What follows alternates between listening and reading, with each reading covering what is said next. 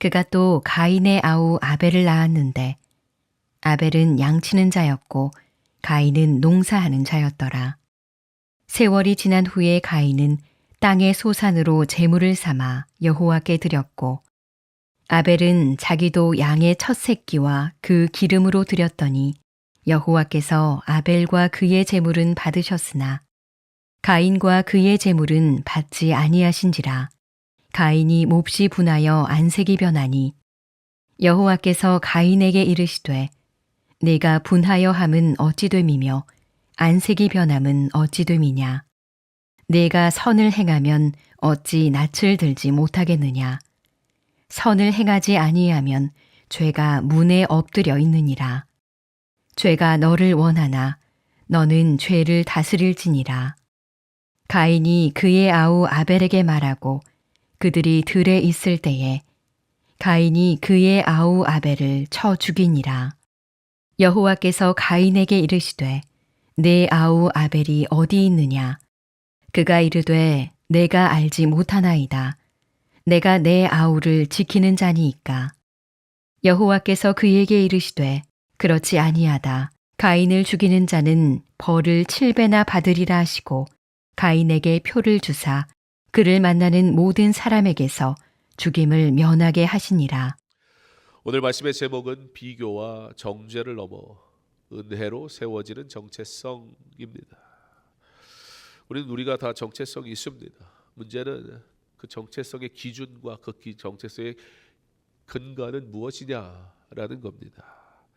오늘 본문 창세기 4장은 이 인생이 사는 삶의 모습, 인생이 그 정체성을 세상적인 가치관 속에서 살아갈 때 당하는 문제, 또 하나님의 정체성을 가지고 살아갈 때 겪게 되는, 경험하게 되는 은혜에 대한 이야기를 너무나 잘 다루고 있는 내용이 창세기 4장입니다.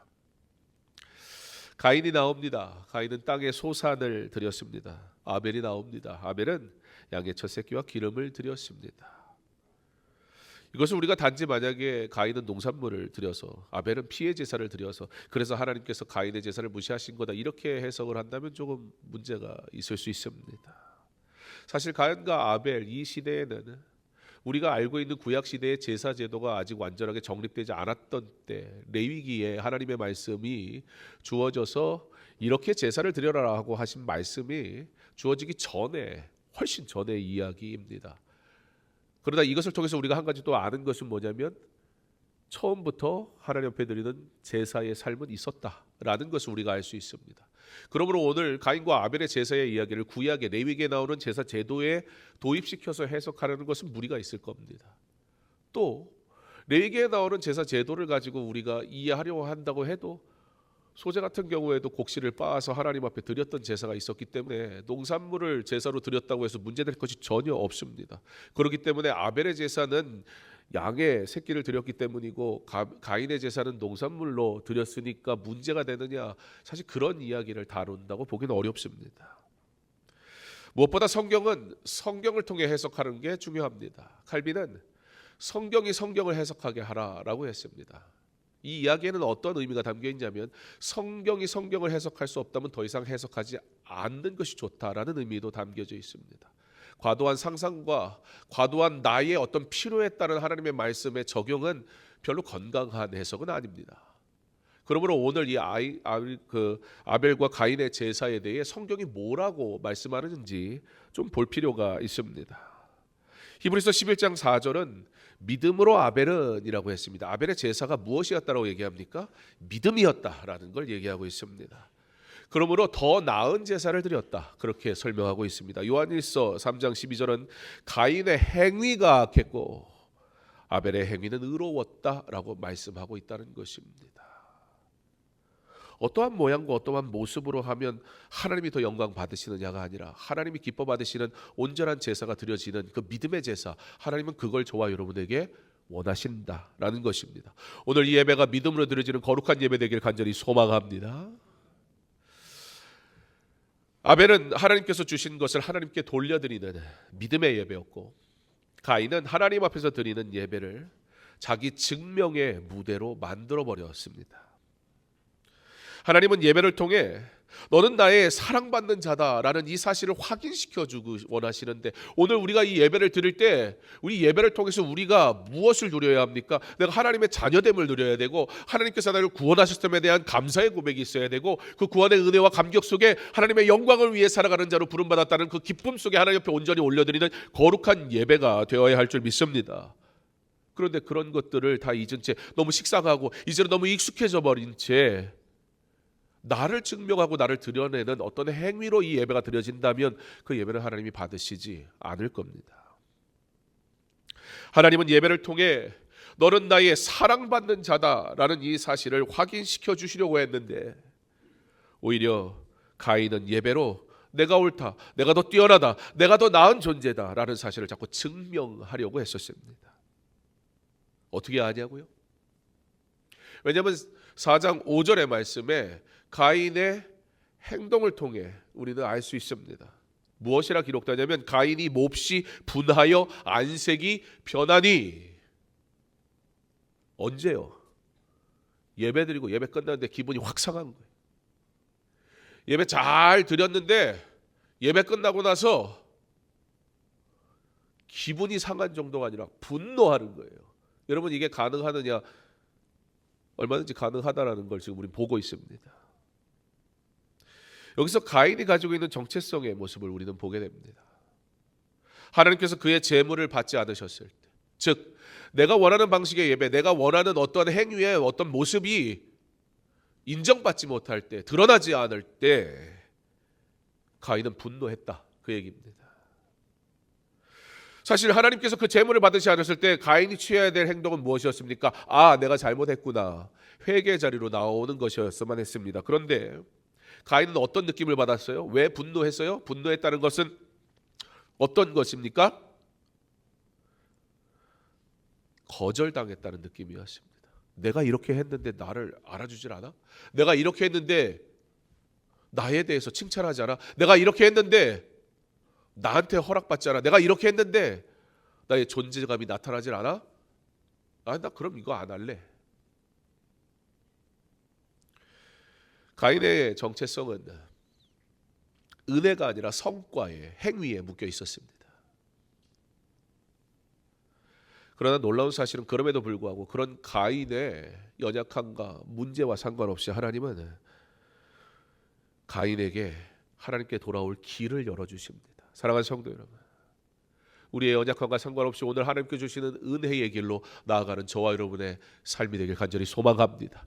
오늘 하나님의 말씀을 통해 우리에게 말씀하실 때 나로 돌아오라 말씀하시는 그 은혜의 길로 돌아서는 결단이 있기를 간절히 원합니다. 자, 하나님은 가인을 당장 내치지 않으십니다. 그러나 오히려 질문하십니다. 주께서 우리에게 물으실 때 그 질문의 뜻을 바르게 이해하기를, 그리고 그 질문에 합당한 답으로 하나님 앞에 엎드릴 수 있기를 간절히 소망합니다. 하나님 이렇게 물으시지요. 네가 분하여 하면 어찌 됨이냐? 너 왜 이렇게 화났어? 왜 이렇게 짜증내는데? 아니 예배드리고 왜 막 울그락불그락 해가지고 너 예배드린 거 맞아? 라고 지금 가인에게 하나님이 물으시는 거예요. 뭐 하는 거냐? 그러면서 뭐라고 말씀하시냐면, 복음의 문 같은 경고를 주세요. 죄가 문에 엎드려 있느니라. 너는 죄를 다스릴지니라. 내 감정이 다스려지지 않는다. 하나님 앞에 예배드린 이후에 나의 삶의 모습이 도무지 하나님의 은혜로 채워지지 않고 나의 성취와 나의 성과와 나의 의와 나의 행실이 인정받느냐, 그것이 보여지느냐에 집착한 나머지 하나님 앞에 예배드린 후에 분노하는 인생의 모습을 우리는 지금 보고 있습니다. 죄는 단지 규칙을 위반했다, 그런 뜻이 아닙니다. 오늘 4장에서 죄는 어떠한 모습으로 우리에게 보여지냐면 정체성을 삼켜버리는 포식자처럼 나타납니다. 그 죄 앞에 잡아먹으려고 기다리고 있는 사자와 같이. 그게 바로 죄의 모습이다라는 겁니다. 내가 죄를 컨트롤할 수 있을 거라고 착각하면 안 됩니다. 나는 죄로부터 그래도 좀 멀리 떨어져 있는 존재인 것처럼 괜찮은 존재라고 스스로 교만해서도 안 됩니다. 아벨의 제사와 자신의 제사가 비교당했다는 그 사실 앞에 와르르 무너져 버린 거예요. 문 앞에 죄가 웅크리고 있다가 분노를 먹이로 삼아 지금 관계를 다 찢어버리고 말았어요. 그런 가인을 향해 하나님이 또 질문하십니다. 내 아우 아벨은 어디에 있느냐? 분노로 관계가 깨진 가인은 하나님의 사명 앞에 어떻게 대답합니까? 내가 내 아우를 지키는 자니까. 하나님의 부르심 앞에 어떻게 하고 있습니까? 하나님과의 관계가 깨지니까요, 하나님에게도 분노를 표출합니다. 이렇게 비교가 기반이 된 정체성은 늘 이렇습니다. 나는 내 몫을 하면 돼. 저 사람은 내 경쟁자야. 내가 왜 책임을 져야 해? 그래서 비교는 공동체를 세우질 못합니다. 공동체를 경쟁의 시장으로 몰아넣습니다. 누가 잘하나? 누가 더 잘했나? 누가 못하나를 보여주고 드러내는 치열한 경쟁의 장이 돼버리고 맙니다. 그런데 여기서 또 충격적인 말씀이 나옵니다. 15절입니다. 가인에게 표를 주사 죽임을 면하게 하시니라. 여러분, 살인자에게 보호의 표라니요, 그 죄에 대해서 물어야 되지 않겠습니까? 그 잘못을 보았는데 이 잘못이 어느 정도 잘못입니까? 하나님과의 관계가 깨졌습니다. 하나님을 향하여 내가 내 아우를 지키는 사람입니까? 라고 분노를 표출하고 있는 이 가인의 행동에 대해 하나님이 내 이놈 하시지를 않는다는 거예요. 이상하죠? 우리의 원칙은 그렇지 않습니까? 우리의 상식은 그렇지 않냔 말입니다. 우리의 삶이 그렇지 않습니까? 잘못을 보았을 때 우리의 행동은 어떻습니까? 살인자에게 보호의 표라니요, 그냥 잘못한 것도 아니고 용납할 수 없는 죄를 저지른 이 인생을 향해 하나님은 죽임을 당하지 않으리라 말씀하시며 그에게 생명의 표를 주십니다. 하나님의 마음이 이곳에 잘 담겨 있습니다. 죄에 대해 기록하고 있는 이 말씀은 하나님의 은혜가 얼마나 큰지를 오히려 역설적으로 보여주는 말씀이기도 합니다. 하나님은 죄를 미워하십니다. 죄에 대해 분명히 징계하십니다. 그러나 그럼에도 불구하고 하나님은 단 한순간도 은혜를 거두지 않으시는 하나님입니다.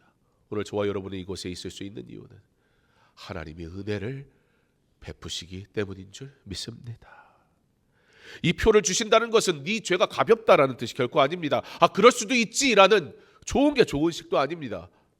오히려 이 표를 주시는 것은 그의 죄가 얼마나 큰 죄인지를 보여주는 것입니다. 감당할 수 없는 죄입니다. 스스로 회복될 수 없는 죄입니다. 하나님의 은혜와 사랑이 아니고서는 죽음에 이를 수밖에 없는 죄입니다. 너의 죄가 너무너무 커서 그래서 내가 너를 책임지겠다라는 의미의 표입니다. 바로 저와 여러분이 구원받은 이유이지 않습니까? 사랑하는 성도 여러분, 오늘날 우리는 비교가 공기처럼 스며든 시대에 살아가고 있습니다. 성적, 스펙, 연봉, 실적, 팔로워가 몇 명이냐, 오늘 나의 인스타그램에 좋아요를 누가 몇 개나 눌러줬느냐라는 존재 가치를 수치로 증명해내며 살아야 되는 그런 시대에 우리는 살아가고 있습니다. 비교. 사실 여러분, 우리는 끊임없이 비교하지 않습니까? 그런데 사실 여러분, 혼자 살고 있으면 비교할 게 없습니다. 누가 내가 혼자 사는데 오늘 내 머리가, 내 화장이 잘 됐나, 그거 별로 신경 쓸 일이 없어요.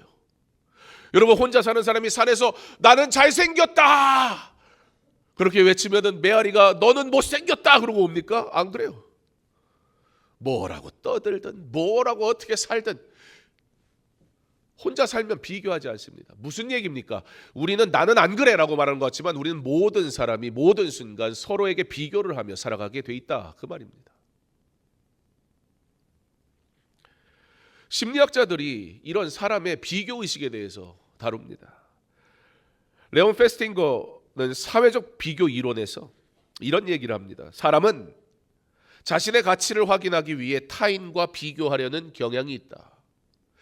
비교하는 이유가 뭐라고요? 내 가치를 증명하려고. 산속에 홀로 사는 사람은 자기의 자신을 가치를 증명할 이유가 없습니다. 함께 살아가는 모든 날 동안 우리는 내 가치를 증명하지 않으면 안 되는 절박함 속에 살아간단 말입니다. 비교 자체가 나쁜 것은 아닙니다. 비교가 나를 성숙한 길로 인도해 준다면 그것도 나쁘지 않습니다. 옆에 있는 친구를 봤더니 나보다 열심히 공부를 해. 나도 저 친구처럼 열심히 공부해야 되겠다라는 비교라면 그것을 나를 성숙에 이르게 할 것이니 그것이 결코 나쁜 일은 아닐 것입니다. 그러나 이 비교가 나를 성숙하게 하는 정보가 되면 괜찮은데 비교 자체가 내 정체성의 기초가 돼버리면 그 순간부터 비교는 유익이 아니라 중독이 되기 시작합니다. 가인이 딱 그 길에 서 있었습니다. 하나님 앞에서 자신의 자기 가치를 확인받고 싶었고 그런 나의 존재감을 그 가치를 인정해 주지 않는 것 같은 순간 하나님이 아벨의 제사를 받고 나의 제사는 안 받아. 여러분 가인이 태어났을 때 이 첫 아이의 태어남 그 가인의 이름조차가 그렇잖아요. 엄청나게 기뻐했습니다. 그런데 아벨의 이름 자체는 의미가 없어요. 아벨의 태어남은 별로 성경에서 크게 다루지도 않아요. 무슨 얘기입니까? 가인은요 아벨을요 비교 대상으로 여기지도 않았어요. 가인은요 아벨을요 경쟁 대상으로 여기지도 않았어요. 첫 아들 사랑 듬뿍 받고 얼마나 감격 속에 태어난 아들입니까? 가인이. 그렇지 않습니까? 죄인된 인생이 하나님의 은혜를 입은 놀라운 은혜의 고백으로 태어난 이 가인에게 아벨은 그저 나라 졸졸졸 따라다니는 그런 존재에 불과하지 않았다고요. 그런데 그 가인이 아벨의 제사를 받으시는 하나님의 그 모습 앞에 용납할 수가 없었어요. 언제나 자기가 우선이 됐고 언제나 자기가 중심이 됐고 언제나 자기가 주인공이 됐던 가인은 아니 내 제사를 안 받으셔? 자기보다 못하다고 여겼던 존재의 제사를 받으시는 하나님의 행위를 용납할 수가 없었습니다. 하나님 앞에서 자신의 가치가 확인받지 못했다고 생각될 때 거절의 순간 비교는 분노로 폭발하게 됩니다. 브레네 브라운이라는 학자는 수치심에 대해서 이야기합니다. 수치심 속에는 어떤 이야기가 어떤 내러티브가 담겨 있냐면 나는 부족하다 그런 의미가 그 안에 담겨져 있습니다. 그러니까 수치심은 뭐냐면 여러분 언제 수치를 느껴요? 잘못했을 때? 아니라는 거예요. 잘못의 문제가 아니라는 거예요. 내 스스로가 쓸모없는 존재, 불편한 존재, 잘못된 존재라고 여기는 모습이 드러나는 게 수치심이라는 겁니다. 나는 잘못된 존재다라는 감각. 이렇게 비교 기반의 정체성은 실패의 순간 사람을 수치심으로 몰아넣게 돼요. 이 실패는요, 반드시 진정한 실패가 아니어도 나보다 더 우월한 존재가 나타나서 나보다 더 좋고 나보다 더 멋있는 사역을 해버리면 우리는 실패했다고 여기고 그 순간부터 나는 수치심을 느끼기 시작한다는 거예요. 이 수치심은 분노로, 방어로, 공격으로 이어지게 됩니다. 가인의 안식이 변했다는 것은 그가 수치심을 느꼈다는 거예요. 그냥 기분이 상했다는 뜻이 아니라 존재가 무너지는 공포였습니다. 아, 나는 쓸모없는 자구나. 그렇게 느껴본 적이 없었거든요. 사랑받는 아들이었고 자신이 태어난 것이 너무나 큰 기쁨과 축복, 은혜였다고. 그런 자신의 존재감을 잃어버린 것 같은 순간에 가인은 그냥 기분 나쁜 게 아니에요. 지금 나는 망했구나라는 생각에 사로잡히기 시작했습니다. 그리고 그 공포는 아벨을 향한 폭력으로 변질되게 됩니다. 알프레드 아들러는 열등감과 우월성 추구에서 인간은 열등감을 견디기 위해 우월성을 추구하는 노력을 한다라고 얘기합니다. 이게 무슨 얘기냐면 여러분 갑자기 여러분이 뭔가 나보다 내가 뭘 잘해요. 그런데 어느 날 나보다 그거를 더 잘하는 사람이 등장을 했어요. 그랬을 경우에 갑자기 내가 그 사람보다 잘해질 가능성은 없어요. 뭐 세월이 지나다 보면 언젠가 자라게 될 수는 있겠지만 그것도 쉽진 않아요. 열등감이 생기기 시작합니다. 열등감이 생기면 인간은 반작용적으로 우월성을 추구하는 마음이 생기기 시작한다는 거예요. 자, 그러면 내가 우월한 존재가 돼야 된단 말이에요. 그런데 열등감을 가진 사람이 우월한 존재가 되려면 어떻게 해야 돼요? 그 사람을 뛰어넘어야 되는데 그게 하루아침에 이루어지지 않으니까 할 수 있는 선택은 하나밖에 없습니다. 그게 뭡니까? 그 사람을 끄집어 내리는 거예요. 그거밖에 방법이 없잖아요.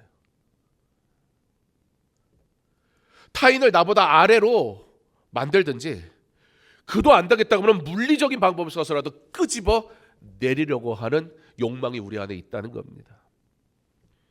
가인은 바로 그 선택을 했습니다. 동생을 제거함으로 자기의 우월성을 회복하고 싶었습니다.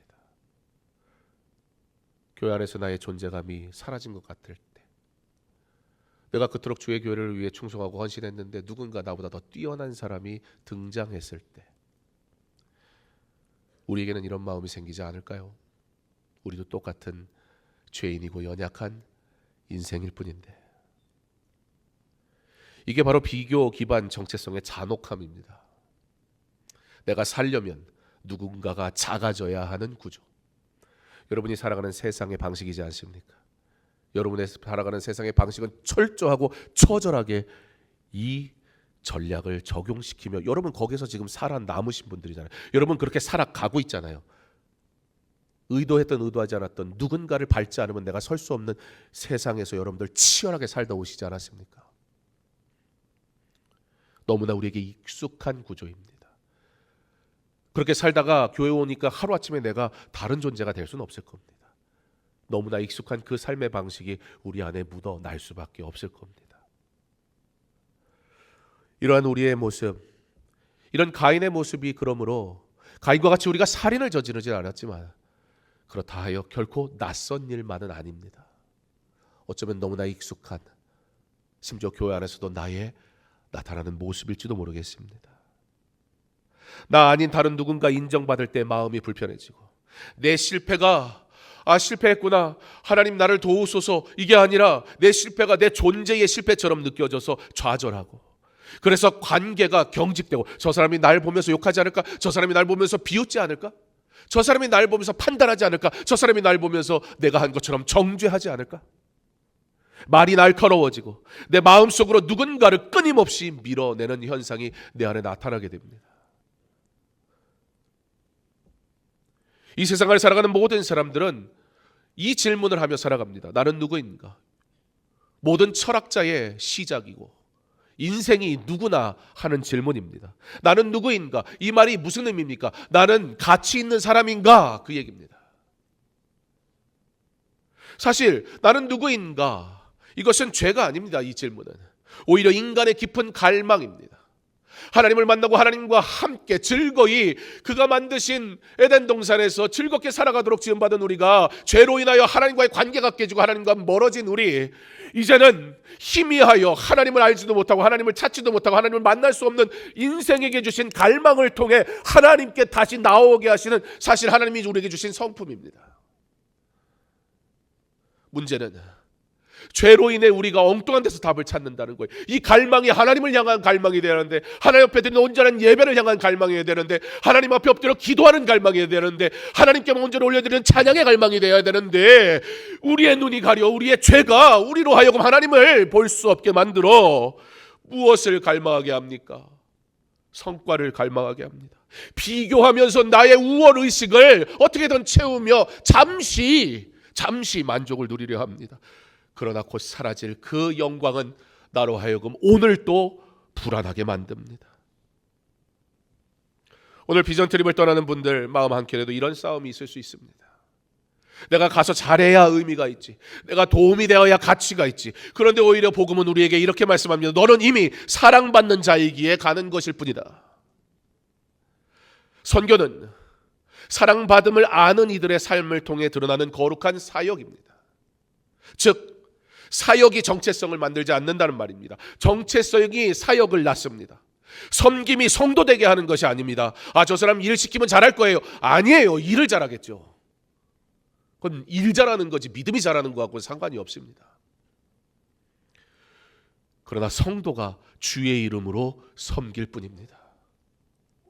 오직 은혜로 세워진 사람만이 비교가 아니라 사랑으로 섬길 수 있습니다. 세상은 내 가치를 증명해야만 나는 괜찮다라고 말합니다. 이 거짓말은 달콤하지만 너무나 잔혹합니다. 잘하면 교만해지고 못하면 자책하고 남이 잘하면 시기하고, 이런 공동체는 따뜻한 집이 아니라 치열한 경쟁의 장을 만들어서 잘하지 못하면 도태되고 뭔가 실수하면 두렵고 실패했다고 여겨질 때 더 이상 이 공동체에 머물 수 없게 만들어버리는 잔혹함입니다. 세상이 이런 방식으로 돌아갑니다. 그러다 교회는 세상의 방법으로 움직이지 않습니다.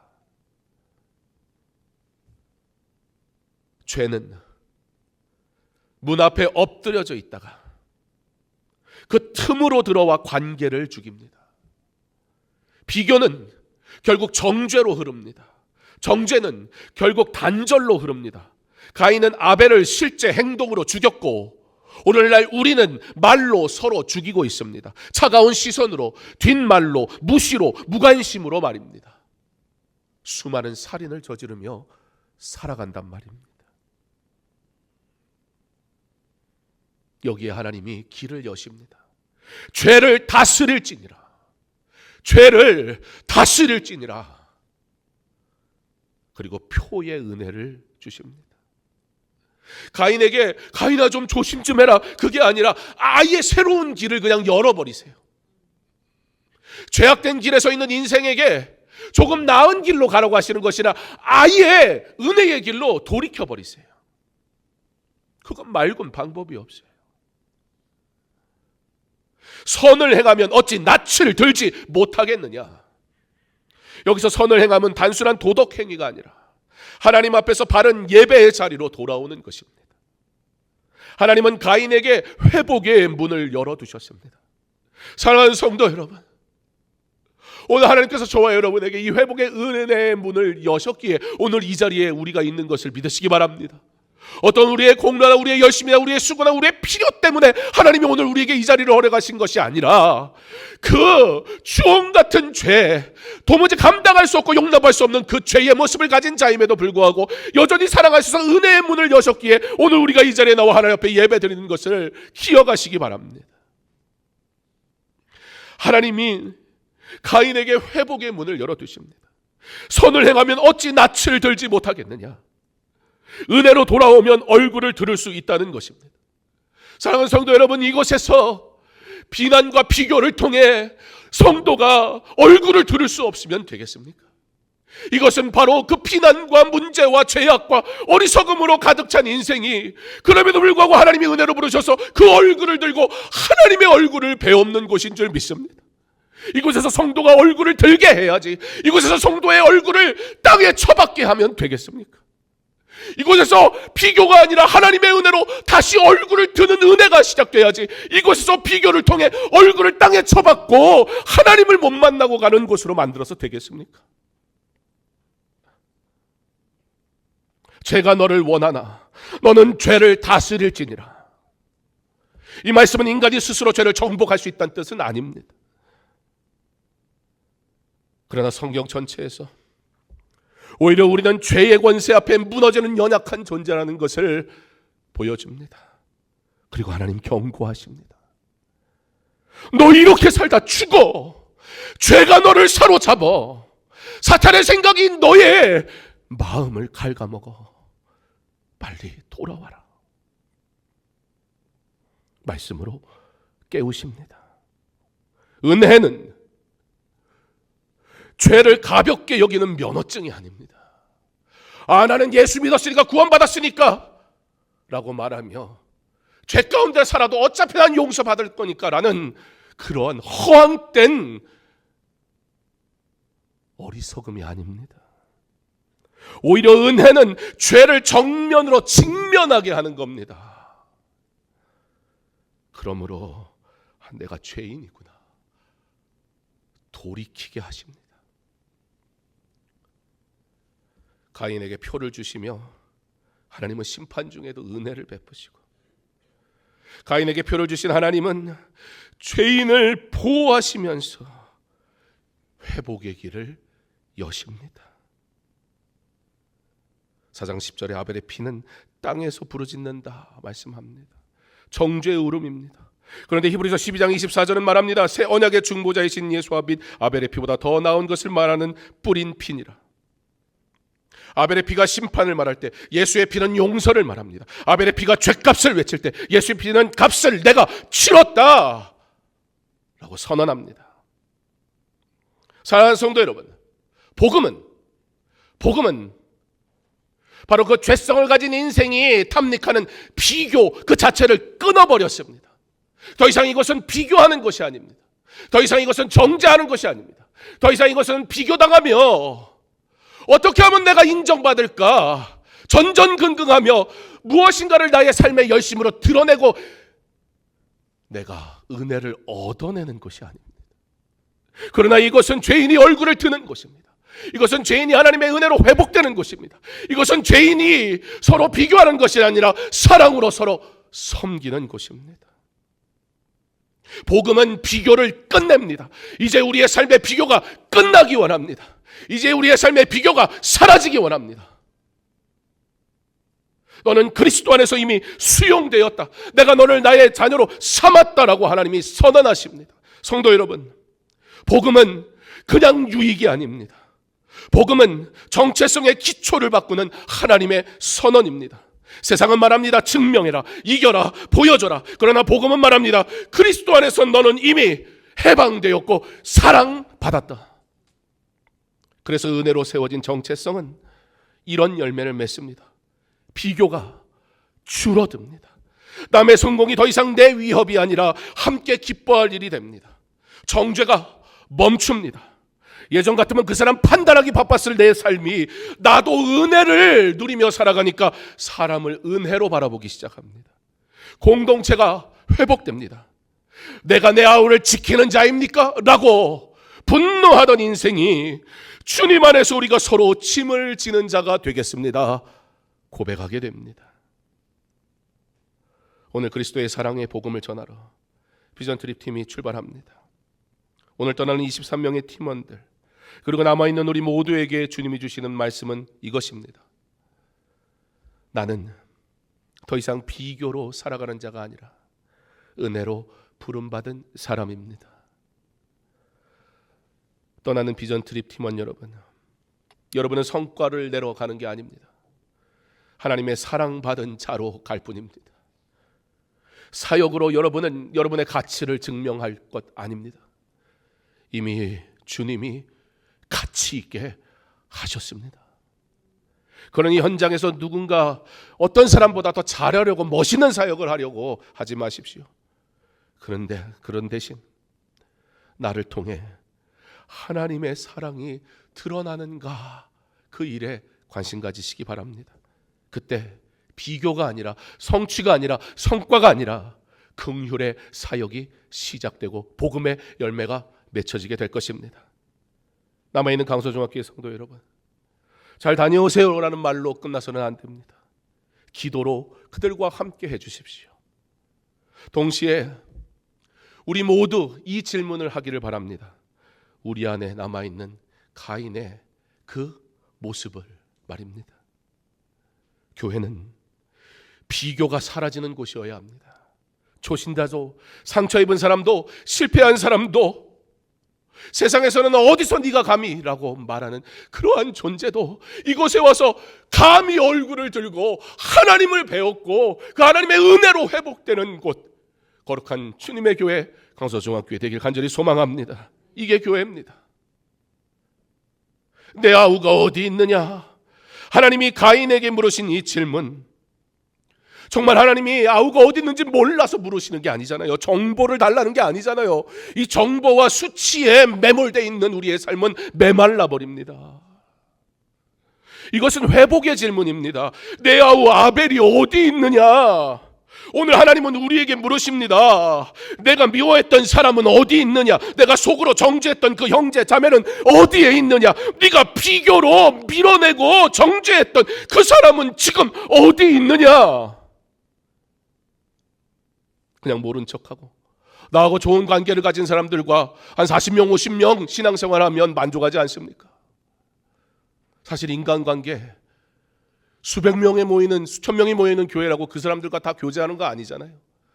그저 내 마음에 맞는 사람 30명, 50명만 있으면 여러분 교회 생활 행복하게 할 수 있습니다. 그러나 말씀은 우리에게 그게 교회가 아니라고 합니다. 취향 선택이 아닙니다. 내 취향에 맞는 교회를 다니는 게 아니란 말입니다. 내 취향에 맞는 사람들과 교제하는 것이 아닙니다. 사회에서는 그런 사람 만나고 아닌 사람 그냥 멀리하면 그만이겠지만 이것은 내 취향과 관계없는 사람과 함께 그리스도 안에서 사랑하는 것입니다. 그러므로 비교하는 순간 끝장입니다. 내 아우 아벨이 어디 있느냐? 저와 여러분에게 주시는 그 질문 앞에 오늘 대답해 보기 원합니다. 그리고 그 질문 앞에 설 때 회복이 시작됩니다. 주님, 제가 비교했습니다. 제가 정죄했습니다. 제가 이 교회 안에서의 나의 정체성을 나의 성과로 세우려 했습니다. 나의 연약함을 고백하며 오늘 십자가 앞에 서기 바랍니다. 복음이 우리에게 선포합니다. 그리스도 안에서 당신은 정죄받지 않습니다. 그리스도 안에서 당신은 버림받지 않습니다. 그리스도 안에서 당신은 오늘도 다시 얼굴을 들 수 있습니다. 우리 한번 따라해 볼까요? 그리스도 안에서 당신은 정죄받지 않습니다. 그리스도 안에서 당신은 버림받지 않습니다. 그리스도 안에서 당신은 오늘도 다시 얼굴을 들 수 있습니다. 그리스도 안에서 당신은 오늘도 다시 얼굴을 들 수 있습니다. 얼굴을 들고 하나님을 보십시오. 은혜의 하나님을 만나십시오.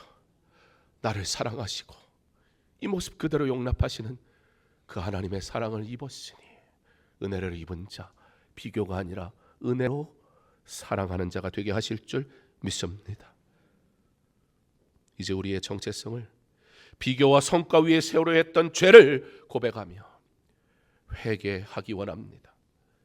가인처럼 또 안식이 변하고 마음이 무너질 때가 있을 겁니다. 기도하지 않고 주를 바라보지 않고 내 욕망과 내 뜻대로 살아가던 나, 또 내 열심으로 주의 일하려 하고 또 내 방식으로 주의 일하려 하던 나, 그거 인정 못 받으면 또 안색이 변하고 분노하고 싶은 나의 욕망이, 인정 욕구가 불쑥불쑥 튀어나오려고 할 때, 그때마다 우리를 질문으로 부르시고 회복의 길을 여시는 하나님을 다시 찾으십시오. 만나십시오. 그와 함께 동행하시길 부탁드립니다.